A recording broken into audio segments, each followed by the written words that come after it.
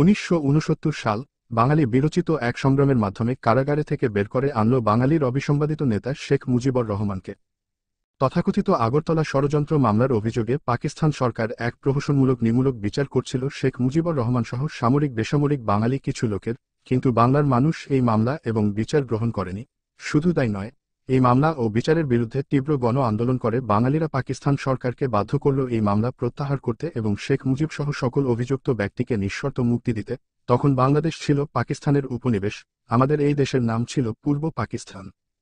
স্বাধীনতার পরে এই আগরতলা ষড়যন্ত্র মামলায় অভিযুক্ত ব্যক্তিদের সাথে মিলেমিশে যতটুকু জানা যায় তা হল, পাকিস্তান যে আমাদের উপনিবেশ বানিয়ে রেখেছিল এবং ধর্মের নামে বাঙালিদের শোষণ করছে এটা তারা স্পষ্ট বুঝতে পেরেছিল। ঔপনিবেশিক শোষণ ও বাঙালিদের বিশেষ করে বাঙালি সৈনিকদের বঞ্চিত করার বিষয়গুলো নিয়ে পাকিস্তান সামরিক বাহিনীর অন্তর্ভুক্ত বাঙালিদের মধ্যে কানাঘুষা চলছিল। পাকিস্তান সেনাবাহিনীর বাঙালি সৈনিকরা তাদের প্রাপ্য পাওনা নিয়ে ভাবতে আরম্ভ করেছিল। ঠিক এমনি মুহূর্তে পাকিস্তান সরকার শেখ মুজিব সহ সামরিক বেসামরিক বাঙালিদের গ্রেপ্তার করে ও আগরতলা ষড়যন্ত্র মামলা সাজায়। এই মামলায় অভিযুক্তরা পাকিস্তান থেকে বাংলাদেশ স্বাধীন করবে এই রকম কোন কঠিন সিদ্ধান্ত সে সময় নেয়নি। তবে ক্রমশ নিজেদের অধিকার সম্পর্কে সচেতন হয়ে পড়ছিল। এ মামলায় এমন অভিযুক্তও ছিলেন যিনি কিছুই জানতেন না। শুধু বাঙালি হওয়ার কারণেই মূলত অভিযুক্ত হয়েছিলেন। পাকিস্তান আমাদের অধিকার সচেতনাকে অঙ্কুরেই ধ্বংস করে দেওয়ার জন্যই এই আগরতলা ষড়যন্ত্র মামলার সূত্রপাত করেছিল। এমন অনেক অভিযুক্ত ছিলেন যারা ঢাকা ক্যান্টনমেন্টে আসামির কাঠগড়ায় দাঁড়ানো ছাড়া শেখ মুজিবকে আর কখনো দেখেননি। এক প্রত্যুষে পাকিস্তান থেকে বাংলাদেশকে স্বাধীন করে ফেলার এমন কোন স্পষ্ট পরিকল্পনা বা সিদ্ধান্ত অভিযুক্তদের কারোই কখনো ছিল না বলে আগরতলা মামলার প্রায় অভিযুক্তদের কাছ থেকে জানা যায়। অভিযুক্তদের প্রায় সকলেই বলেন, বাঙালিদের অধিকার থেকে বঞ্চিত রাখা এবং নির্যাতনের জন্যই মূলত পাকিস্তান সরকার তিলকে তাল বানিয়ে এই আগরতলা মামলা দায়ের করেন। পূর্ব পাকিস্তানের বাঙালিরা পাকিস্তানের নির্যাতনের বিরুদ্ধে বিরচিত গণ আন্দোলনের মাধ্যমে শেখ মুজিব সহ অভিযুক্ত সকলকে মুক্ত করে আনে। 1969 সালেই ছাত্র নেতা তোফায়েল আহমেদের সভাপতিত্বে অনুষ্ঠিত এক ছাত্র জনতার বিশাল সভায় শেখ মুজিবকে বঙ্গবন্ধু উপাধি দেওয়া হয়। 1970 সালে পাকিস্তান সরকার জাতীয় পরিষদ MNA এর এবং প্রাদেশিক পরিষদের MPA নির্বাচন ঘোষণা করে। মজলুম জননেতা মাওলানা আব্দুল হামিদ খান ভাসানীর নেতৃত্বে কিছু সংখ্যক বামপন্থী রাজনৈতিক নেতা নির্বাচন বর্জনের জোরালো আহ্বান জানান। মজলুম জননেতা মাওলানা ভাসানীর বক্তব্য ছিল, পাকিস্তানি সরকারের নির্বাচনী ফাঁদে পা না দিয়ে পূর্ব বাংলাকে স্বাধীন করার সংগ্রাম শুরু করা উচিত। তাদের স্লোগান ছিল, নির্বাচনে লাথি মার পূর্ব বাংলা স্বাধীন কর। অপরদিকে বঙ্গবন্ধু শেখ মুজিবুর রহমান নির্বাচনে অংশগ্রহণের পক্ষে ছিলেন এবং তিনি জনগণকে নির্বাচনে অংশ নেওয়ার আহ্বান জানান। জনগণ বঙ্গবন্ধুর আহ্বানে অভূতপূর্ব সাড়া দিল। গোটা পূর্ব পাকিস্তানের বঙ্গবন্ধু এবং তার দল আওয়ামী লীগের পক্ষে নির্বাচনী জোয়ার বয়ে গেল। নির্বাচনে বঙ্গবন্ধু শেখ মুজিবুর রহমান ও তার দল আওয়ামী লীগকে বাঙালিরা পূর্ব পাকিস্তানের 169টি আসনের মধ্যে মাত্র 2টি আসন ছাড়া বাকি 167টি আসনে বিজয়ী করল। মোট ভোটের শতকরা 90টি ভোট বঙ্গবন্ধু এবং তার দল পেলেন। বঙ্গবন্ধু শেখ মুজিবুর রহমান সারা পাকিস্তানের সংখ্যাগরিষ্ঠ নেতা হলেন। পাকিস্তানের তৎকালীন রাষ্ট্রপতি জেনারেল ইয়াহিয়া খান বঙ্গবন্ধু শেখ মুজিবকে পাকিস্তানের ভাবী প্রধানমন্ত্রী হিসেবে অভিহিত করলেন। কিন্তু পশ্চিম পাকিস্তানের সংখ্যাগরিষ্ঠ নেতা জুলফিকার আলী ভুট্টো এবং পাকিস্তানের প্রেসিডেন্ট জেনারেল ইয়াহিয়া খান বঙ্গবন্ধুকে প্রধানমন্ত্রিত্ব এবং তার দল আওয়ামী লীগকে পাকিস্তানের ক্ষমতা না দেওয়ার নানা চক্রান্ত শুরু করলেন। পূর্ব পাকিস্তানের রাজনৈতিক পরিস্থিতি হল আগ্নেয়গিরির মতো। বাঙালিরা চরম উৎকণ্ঠিত, উত্তেজিত, রাজপথ মিছিলে, মিটিংয়ে প্রকম্পিত, ঘরে ঘরে মানুষে মানুষে উদ্বেগ, উৎকণ্ঠা। সমগ্র বাঙালি কেবল তাকিয়ে আছে জাতির অবিসংবাদিত নেতা শেখ মুজিবুর রহমানের দিকে। তিনি যা বলছেন চোখের পলকে বাঙালি তাই করছে। ইতিহাসের পাতায় অনেক ইতিহাস দ্রুত গড়িয়ে যাচ্ছে। যে কোন ধরনের কর্মসূচিতে শুধু শেখ মুজিবের ঘোষণা করতে যতটুকু দেরি তিনি যে কোন কর্মসূচি ঘোষণা দেওয়ার সঙ্গে সঙ্গে বিদ্যুৎ গতিতে বাঙালি তা বাস্তবায়িত করছে। উত্তাল জাতির মুখে শুধু একটি স্লোগান গর্জন করে ফিরছে, বাংলাদেশ স্বাধীন কর, বাংলাদেশ স্বাধীন কর। এরই মধ্যে বঙ্গবন্ধু শেখ মুজিব 7ই মার্চ রেসকোর্স ময়দানে সোহরাওয়ার্দী উদ্যান জনসভা ডাকলেন। ভোর না হতেই লক্ষ লক্ষ বাঙালি রেসকোর্স ময়দানে সমবেত হল স্বাধীনতা প্রশ্নে নেতার রায় শোনার জন্য। লক্ষ লক্ষ জনতার সামনে এসে দাঁড়ালেন জনতার নেতা বঙ্গবন্ধু শেখ মুজিবুর রহমান। কিন্তু বঙ্গবন্ধু শেখ মুজিবুর রহমান স্বাধীনতা ঘোষণা করেও স্বাধীনতা ঘোষণা করলেন না। পাকিস্তান সরকারের কাছে বঙ্গবন্ধু শেখ মুজিবুর রহমান মূলত 4টি কন্ডিশন বা দাবি দিয়ে তার ভাষণ শেষ করলেন। বঙ্গবন্ধু বললেন, আমার দাবি মানতে হবে প্রথম, তারপর তিনি বিবেচনা করে দেখবেন অ্যাসেম্বলিতে যাবেন কি যাবেন না। যদিও বঙ্গবন্ধু শেখ মুজিবুর রহমান বললেন, এবারের সংগ্রাম আমাদের মুক্তির সংগ্রাম, এবারের সংগ্রাম স্বাধীনতার সংগ্রাম। তারপরও বলা যায় না বঙ্গবন্ধু শেখ মুজিবুর রহমান 71 এর 7ই মার্চ স্বাধীনতা ঘোষণা করেননি। 7ই মার্চ 71 তিনি স্বাধীনতা ঘোষণা করেও স্বাধীনতা ঘোষণা করেননি। অজ্ঞাত কারণে তিনি 71 এর 7ই মার্চ পরিষ্কারভাবে স্বাধীনতা ঘোষণা না করে স্বাধীনতা ঘোষণা করতে একটুখানি বাকি রাখলেন এবং পাকিস্তান সরকারের উদ্দেশ্যে 4টি দাবি করলেন। আবার তার এই দাবি মেনে নেওয়ার জন্য পাকিস্তান সরকারকে সুনির্দিষ্ট কোন সময়সীমাও বেঁধে দিলেন না, তবে তার নির্দেশে যে অসহযোগ আন্দোলন তখন চলছিল তা বজায় রাখার নির্দেশ তিনি দেন এবং সেই সাথে নতুন করে যোগ করলেন খাজনা ট্যাক্স সব বন্ধ করে দেওয়ার নির্দেশ। হরতাল প্রত্যাহার করলেন। স্কুল, কলেজ, অফিস, আদালত, কলকারখানা সব বন্ধ ঘোষণা করলেন। মাস শেষে কর্মচারীদের বেতন নিয়ে আসতে বললেন। শিল্পের মালিককে শ্রমিকের বেতন পৌঁছে দিতে বললেন। রেডিও, টেলিভিশন তার সংবাদ পরিবেশন না করলে বাঙালিদের রেডিও টেলিভিশনে যেতে নিষেধ করলেন। আন্দোলন নতুন মোড় নিল। বাঙালি বুঝতে পারল স্বাধীনতা ছাড়া আর কোন গত্যন্তর নেই, কিন্তু ঠিক কবে থেকে স্বাধীনতার যুদ্ধ বা মুক্তিযুদ্ধ শুরু হবে এবং কিভাবে হবে তা নিয়ে ছিল অস্পষ্টতা ও সংশয়। কারোরই সঠিক কোন পরিষ্কার ধারণা ছিল না।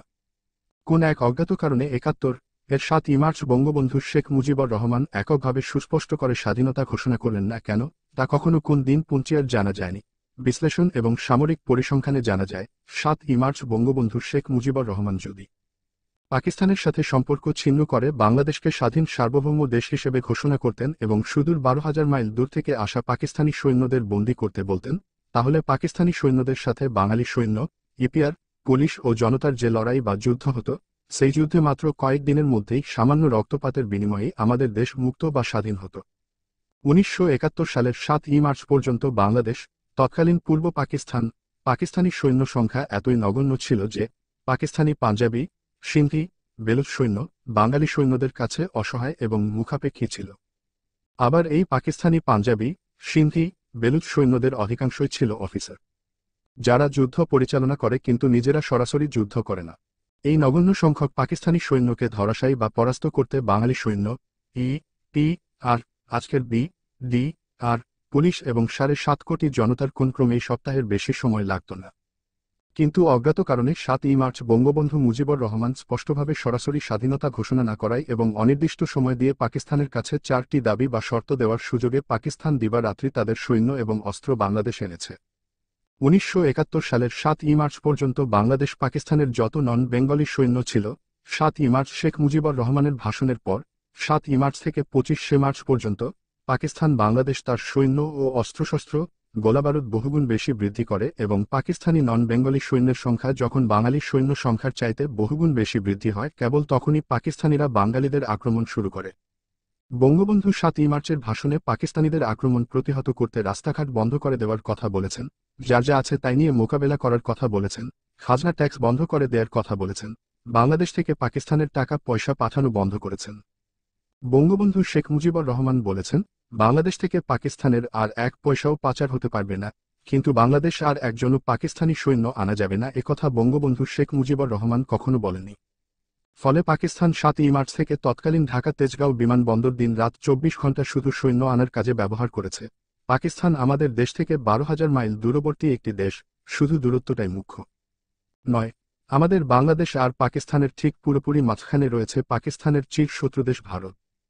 এই মাঝখানের শত্রু ভাবাপন্ন বিশাল ভারত টপকে পাকিস্তানিদের বাংলাদেশ আসা কিছুতেই সম্ভব ছিল না। প্রশ্নই ওঠে না। ভৌগোলিক কারণেই অতি সহজে স্বল্প সময়ে স্বল্প প্রাণহানিতে আমাদের দেশ স্বাধীন হওয়া খুবই সম্ভব ছিল, উচিত ছিল। এমন হওয়া বৈচিত্র্য ছিল না যে বিনা যুদ্ধে, বিনা রক্তপাতেই আমাদের দেশ স্বাধীন হতো। কিন্তু আমাদের স্বাধীনতার জন্য কার্যকরী ব্যবস্থা না নিয়ে বঙ্গবন্ধু শেখ মুজিবুর রহমান কর্তৃক পাকিস্তানিদের দীর্ঘ সময় দেওয়ার কারণেই আমাদের স্বাধীনতার জন্য 30 লক্ষ মানুষকে প্রাণ দিতে হলো। 30 লক্ষ শহীদের এই সংখ্যা নিয়েও প্রশ্ন আছে। 2 লক্ষ মা বোনদের ইজ্জত দিতে হলো, এই 2 লক্ষ বীরাঙ্গনাদের সংখ্যা নিয়েও প্রশ্ন আছে। আসলে শেখ মুজিবুর রহমান মানসিকভাবে স্বাধীনতার জন্য প্রস্তুত ছিলেন না, অথবা পাকিস্তান থেকে বিচ্ছিন্ন হলে আলাদা স্বাধীন রাষ্ট্র তিনি চাননি। পাকিস্তানিরা আমাদের উপর স্বাধীনতা যুদ্ধ বা মুক্তিযুদ্ধ চাপিয়ে দিয়েছিল এবং তাদের আক্রমণ ও হত্যাযজ্ঞের ফলেই আমরা মুক্তিযুদ্ধ করতে বাধ্য হই। অর্থাৎ পাকিস্তানিরাই আমাদের স্বাধীন হতে বাধ্য করেছে।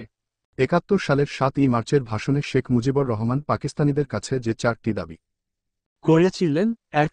সামরিক আইন মার্শাল ল তুলে নিতে হবে। 2. সমস্ত সেনাবাহিনীর লোকদের ব্যারাকে ফিরিয়ে নিতে হবে। 3.